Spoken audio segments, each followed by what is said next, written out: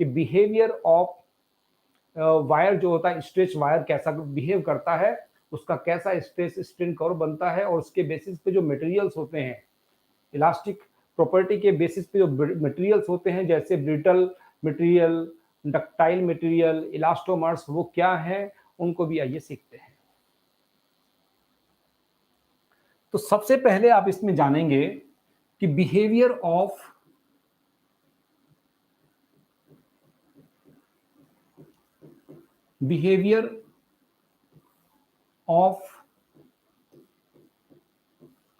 Stressed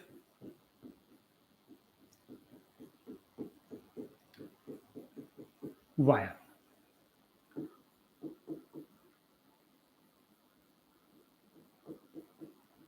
behaviour of stretch wire, इसका मतलब आप समझिए, कोई आपके पास में एक वायर गिवन है, तो वायर के ऊपर हम उसका स्ट्रेस अगर बढ़ाएंगे तो उसका स्ट्रेन किस तरह से चेंज होता है, इसको आपको समझना है।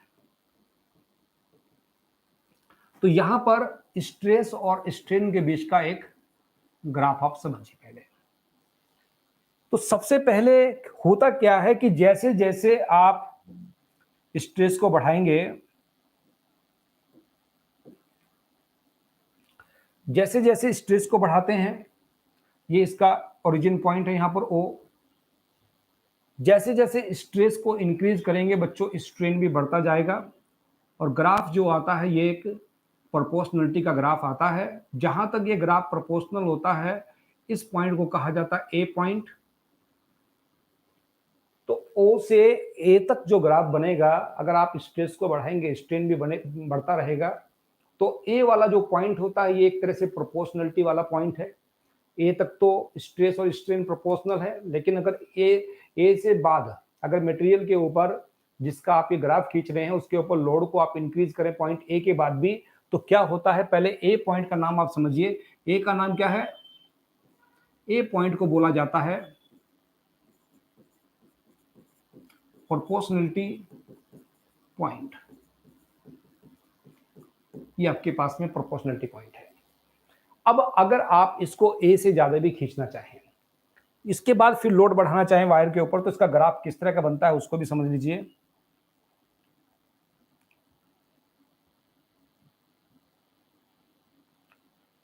तो फिर आपके पास में ये इस तरह का ग्राफ आता है।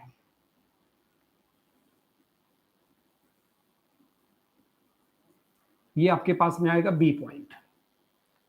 तो यहां पर ये जो ग्राफ है थोड़ा कर्व शेप में आ गया, ये प्रोपोर्शनलिटी में नहीं है। इसका मतलब ये होगा कि B तक बॉडी के अंदर लिमिट ऑफ B तक इलास्टिसिटी तो है, अगर बॉडी को छोड़ेंगे तो वापस अपने शेप को रिगेन करेगी।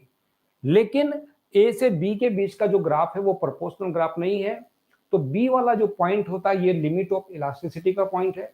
अगर आप B से ज्यादा बॉडी को स्ट्रेच करें तो बॉडी परमानेंटली डिफॉर्म हो जाती है। तो B वाला जो पॉइंट है इसका नाम है लिमिट ऑफ इलास्टिसिटी पॉइंट।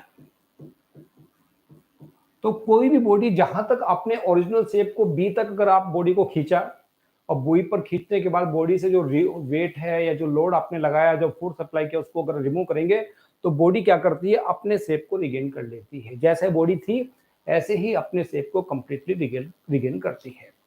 तो जहां तक रिगेन करती है, तो यहां तक की जो भी रेंज बॉडी के अंदर होती है इसको बोला जाता है, यहां तक की रेंज का नाम होता है इसका इलास्टिक रेंज। इसको बोलते हैं इलास्टिक रेंज। लेकिन अगर बॉडी को B के बाद भी हम इसको लोड बढ़ाएं तो क्या होगा, B के बाद लोड बढ़ाने से बॉडी जो है एक तरह से डिफॉर्म हो जाएगी। तो इसके आगे अगर खींच रहे हैं तो मान लीजिए ये C पॉइंट यहां पर आया, तो B से C तक खींचने पर अब क्या करेगी, अब बॉडी जो है डिफॉर्म हो चुकी है। अगर B से ऊपर खींचेंगे तो बॉडी अगर अपने शेप को रिगेन करेगी तो वापस CBAO पाथ पर रिगेन नहीं करेगी। रिगेन अगर करेगी तो इस तरह से यहां पर रिगेन करेगी, C से O डैश का जो पाथ बनेगा, या इस तरह से यहां इस तरह से रिगेन करेगी। इस वाले पाथ पे रिगेन नहीं करेगी, बॉडी यहाँ पर आकर के परमानेंटली डिफॉर्म हो चुकी है।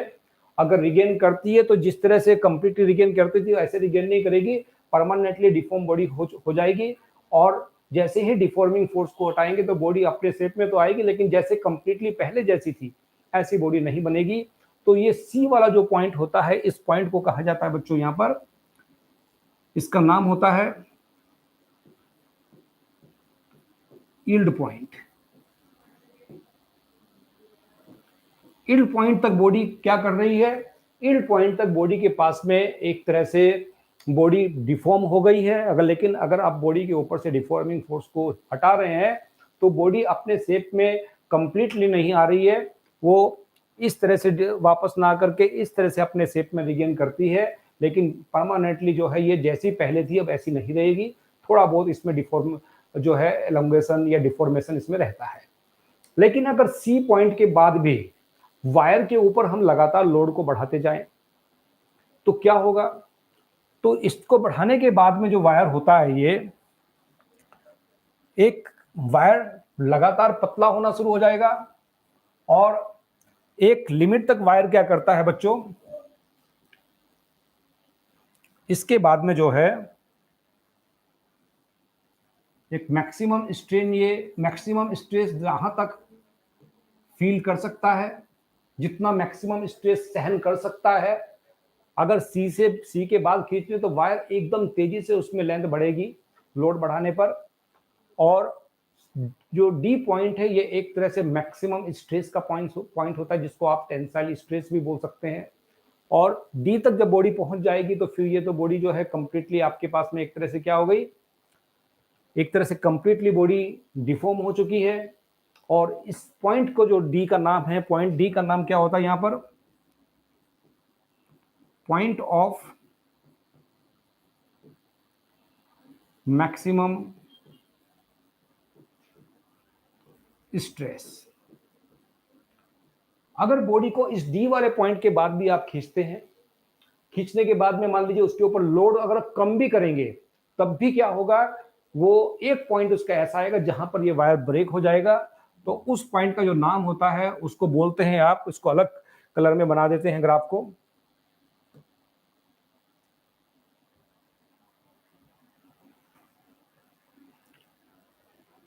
तो यहां पर आपके पास उसके बाद अगर लोड कम भी करें तब भी वायर ब्रेक हो जाएगा क्योंकि वायर बहुत पतला हो चुका है। तो इस लास्ट वाला जो पॉइंट ये आपके पास में आता है ई पॉइंट, इसको आप बोलते हैं ब्रेकिंग पॉइंट।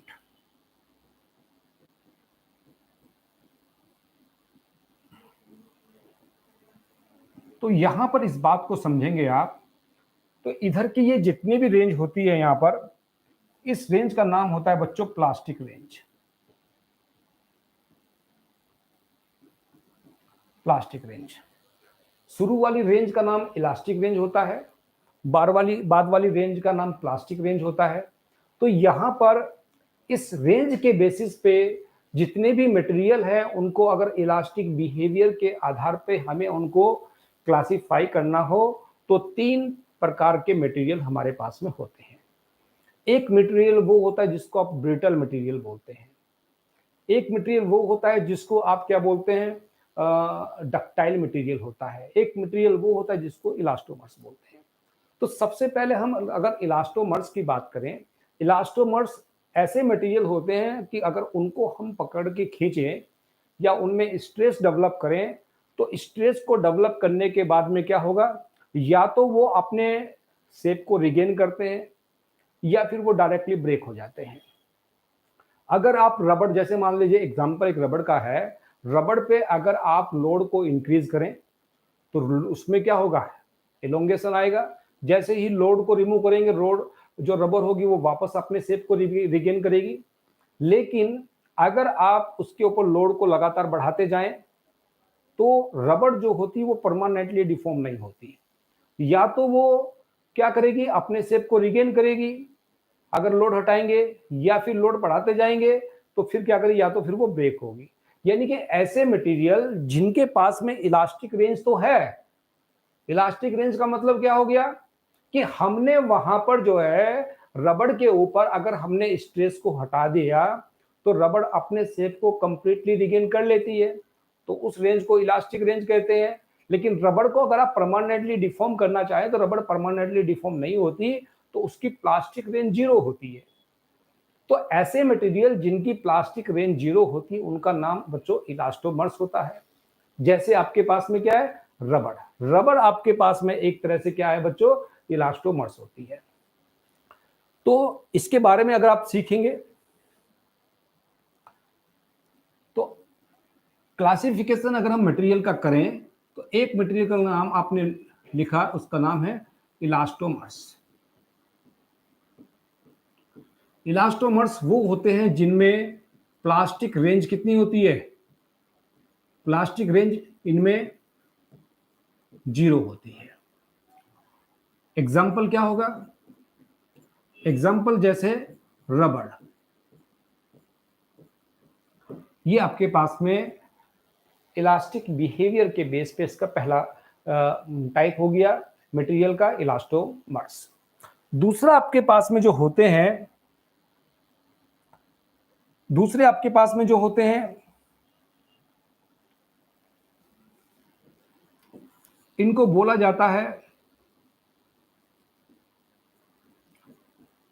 Brittle material.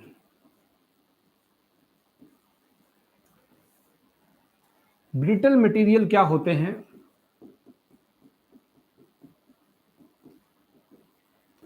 ऐसे मटेरियल जिन मटेरियल के अंदर जो इलास्टिक रेंज होती है, जिन मटेरियल में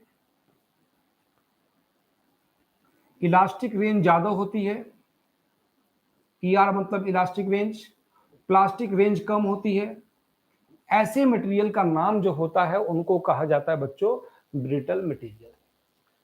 एग्जाम्पल के लिए जैसे आपके पास में ग्लास है, ग्लास जो है उस पर लोड बढ़ाते हैं तो या तो वो थोड़ा उसमें जो है अपने शेप को रिगेन करता है, या फिर वो कंप्लीटली क्या होता है, थोड़ा सा भी लोड अगर ज्यादा बढ़ाएंगे तो तुरंत वो ब्रेक हो जाएगा। तो उसके पास में प्लास्टिक रेंज कम है।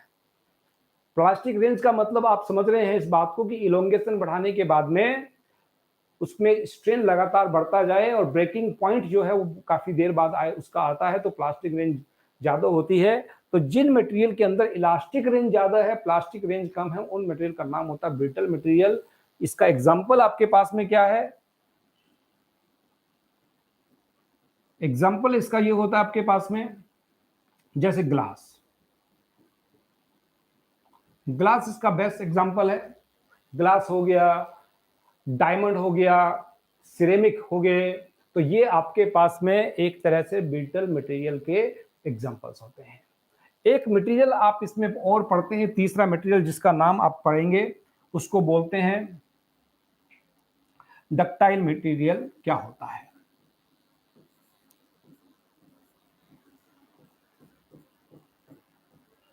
तो जिन मटेरियल के लंबे तार आप बना सकते हैं उनको आप डक्टाइल मटेरियल बोलते हैं।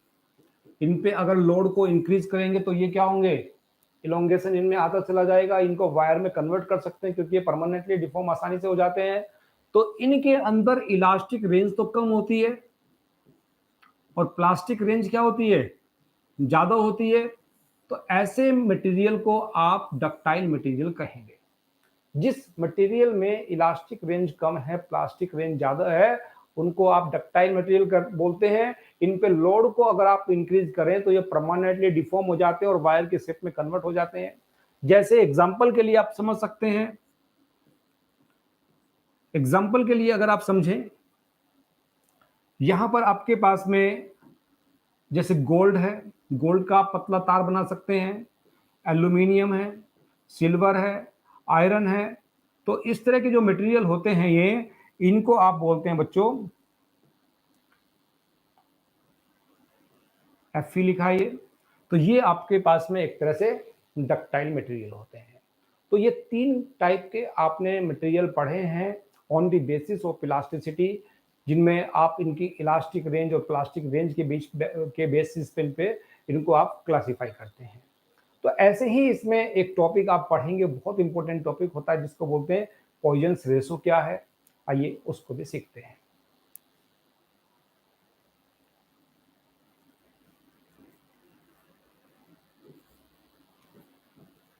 पॉइजन रेशो क्या होता है, किसको बोलते हैं पॉइजन रेशो, आइए इसको सीखते हैं। इसके लिए आप यहां पर इसका ये डायग्राम समझिए। यहां पर जो है ये मान लीजिए एक ये वायर आपके पास में है, इस तरीके का वायर है। इसको अगर आप यहां पर इस पे डिफॉर्मिंग फोर्स या इस पे लोड अप्लाई करते हैं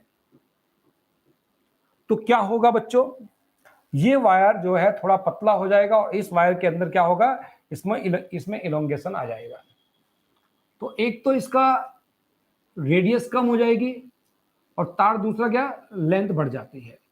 तो आपने फोर्स अप्लाई किया, इसकी रेडियस, इसकी लंबाई मान लीजिए कितनी चेंज हुई है, डेल्टा एल लेंथ चेंज हुई है। इनिशियल लंबाई कितनी थी इसकी, एल थी।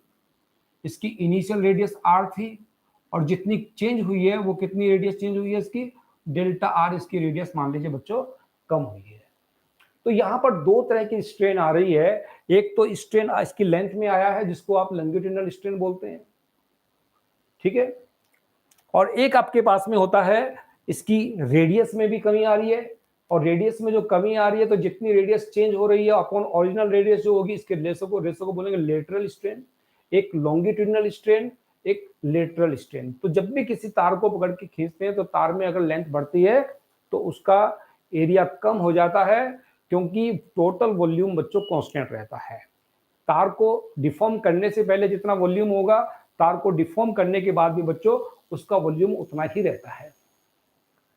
तो यहां पर पॉइजन्स रेशो को जो आप लिखते हैं, या इसका जो सिंबल होता है बच्चों, इसको आप सिग्मा से रिप्रेजेंट करते हैं। सिग्मा ये बराबर होता है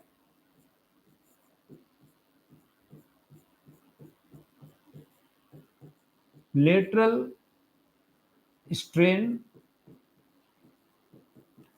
लेटरल स्ट्रेन कौन सी हो गई, जो इसके रेडियस में जो चेंज आ रहा है, तो change in radius upon original radius का रेशो लेटरल स्ट्रेन होता है, अपॉन लॉन्गिट्यूडिनल स्ट्रेन।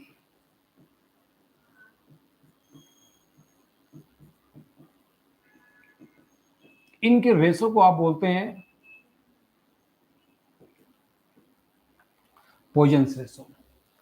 तो डेफिनेशन अगर कोई इसकी पूछ ले, बताइए पॉइजन्स रेशो क्या है, तो आप यही बताएंगे, the ratio of lateral strain upon longitudinal strain. तो लेटरल स्ट्रेन का क्या फॉर्मूला होता, तो इसमें रेडियस चेंज हुई है, कम हुई है कितनी, delta r upon original radius कितनी है, आर। तो ये डिक्रीज हुई है तो इसको माइनस का भी लिख सकते हो, minus delta r upon r. ये स्ट्रेन का फॉर्मूला होता है, आपने पढ़ा है कि change in dimension upon original dimension. तो यहाँ पर change in length upon original, तो ये change in radius upon original radius.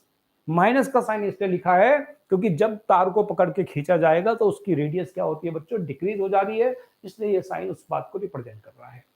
Upon longitudinal strain क्या होता है, change in length upon original length. तो ये फॉर्मूला आपके पास में बन गया।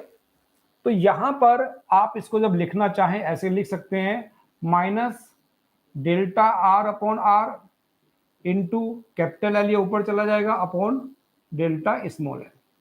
तो ये आपके पास में एक तरह से किसका फॉर्मूला बन गया, ये आपके पास में जो फॉर्मूला बना है इतना, ये आपके पास पॉइजन्स रेशो का फॉर्मूला होता है। तो पॉइजन्स रेशो एक ऐसी फिजिकल क्वांटिटी है जो एक तरह से रेशो है, और रेशो की आपको मालूम है कोई यूनिट नहीं होती, कोई डायमेंशन नहीं होती। तो पॉइजन्स रेशो जो होता है इसकी भी कोई यूनिट नहीं है, ना ही इसकी कोई डायमेंशन है। तो इसका फॉर्मूला होता है sigma equal to minus delta r by r into L by delta L. कौन क्या है, डेल्टा आर मतलब change in radius, original radius, capital L का मीन्स हो गया यहाँ पर इनिशियल लेंथ या ओरिजिनल लेंथ, और डेल्टा एल आपके पास में चेंज इन लेंथ। तो ये कुछ बेसिक टर्मिनोलॉजी है जो आपने इस चैप्टर में सीखी है।